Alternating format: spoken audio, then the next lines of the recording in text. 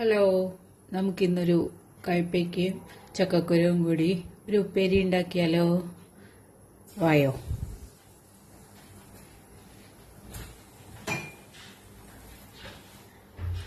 ചീനച്ചട്ടി അടുപ്പത്ത് വെച്ചു. അതിലേക്ക് നമുക്ക് കുറച്ച് വെളിച്ചെണ്ണ ഒഴിച്ചു കൊടുക്കാം.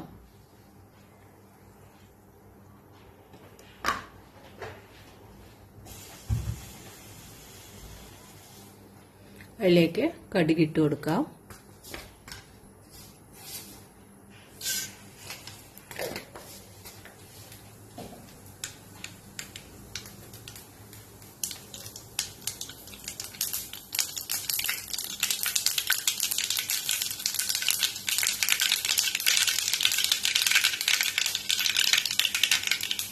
കടുകൊക്കെ നന്നായി പൊട്ടി വരുമ്പോൾ അതിലേക്ക് കയ്പയ്ക്ക ഇട്ട് കൊടുക്കാം.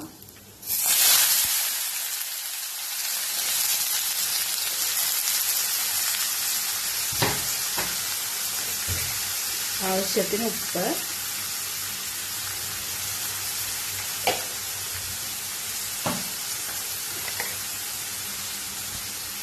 മഞ്ഞൾപ്പൊടി,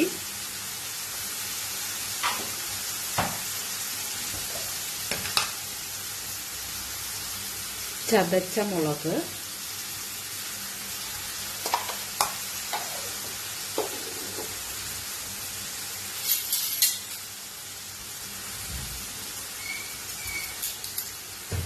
ഇളക്കി നന്നായി യോജിപ്പിക്കാം. ഇത് അടച്ചു വെക്കേണ്ട കാര്യമൊന്നുമില്ല. നല്ലപോലെ വെള്ളം തോർന്ന് വേഗം തന്നെ വെന്ത് കിട്ടുന്നതാണ്.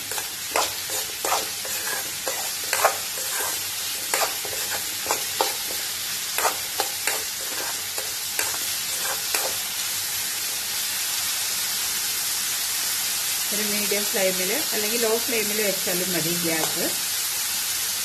അതവിടെ കിടന്ന് വേവട്ടെ.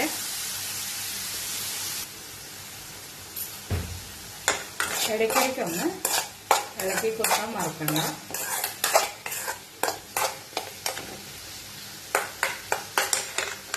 ഗ്യാസ് ലോ ഫ്ലെയിമിലാണ് കേട്ടോ. അപ്പം നമ്മുടെ കയ്പയ്ക്കയൊക്കെ നല്ലപോലെ വെന്ത് വന്നിട്ടുണ്ട്. ഒരു 10 മിനിറ്റ് കൊണ്ട് തന്നെ വെന്തിട്ടുണ്ട് കേട്ടോ.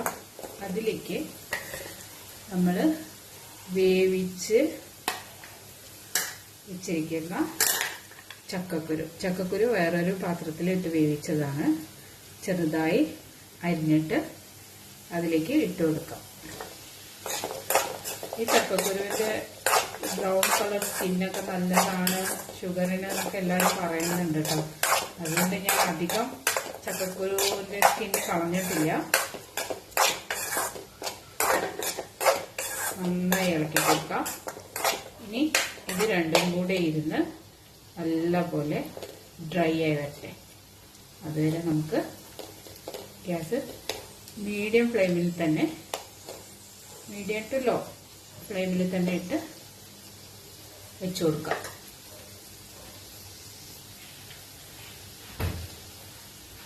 നമ്മുടെ കയ്പയ്ക്ക് ചക്കക്കുരു അടിപൊളിയായി വന്നിട്ടുണ്ട്. നല്ല സൂപ്പറായി ഒലർന്ന് അടിപൊളിയായി വന്നിട്ടുണ്ട്. ഭയങ്കര ടേസ്റ്റാട്ടോ ഈ ഉപ്പേരിക്ക്. ചോറിൻ്റെ കൂടെ വേറെ ഒന്നും ആവശ്യമില്ല. കുറച്ച് തൈരും കൂടെ ഉണ്ടെങ്കിൽ അടിപൊളിയാണ്. അപ്പം നമ്മുടെ കയ്പയ്ക്കയും ചക്കക്കുരും കൂടിയുള്ള ഉപ്പേരി തയ്യാറായി.